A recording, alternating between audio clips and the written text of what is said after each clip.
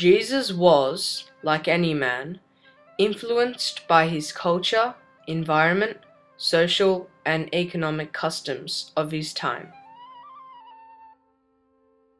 Jesus grew up in Nazareth, just south of Lower Galilee, where the regional diversity of the Galilean plains perhaps influenced Jesus' imagery of teaching, in contrast to Judea, a barren rocky desert. Jesus' teachings used imagery that the members of his audience would have immediately understood, laying down his life for the forgiveness of sins. Always trusting in God when doubt fills the air. Since winemaking was a significant industry in Galilee, Jesus illustrates the relationship between him and his Father as grapevine and the vine dresser.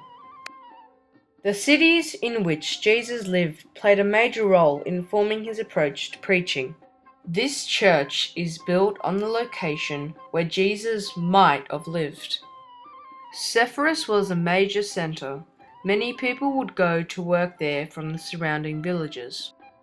Sepphoris was the capital of Galilee, a cosmopolitan city where Joseph may have worked. Jesus spent time in Capernaum with a fisherman named Peter.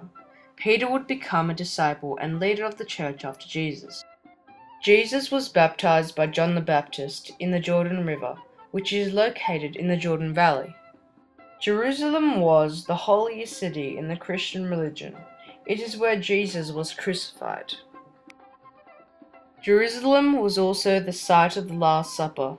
This picture shows the room in which it was thought to be celebrated.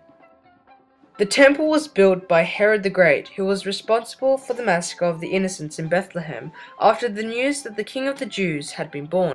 Here are some typical houses made out of dried clay with flat roofs. They consist of one room for sleeping and dining. Clothing was based on social position. Here is a picture of Herod with fine threads and jewelry. The people back then spoke Aramaic, which was similar to Hebrew. Here is what it looked like. At 12 years, a Jewish boy would attain his bar mitzvah. Rich, fertile soil was prominent around Nazareth, where barley and wheat were the main farmed products. A man's wealth was measured by the number of cattle he had. Before coins, precious metals were the main trade. Come and see these sights and more during your pilgrimage to the Holy Land.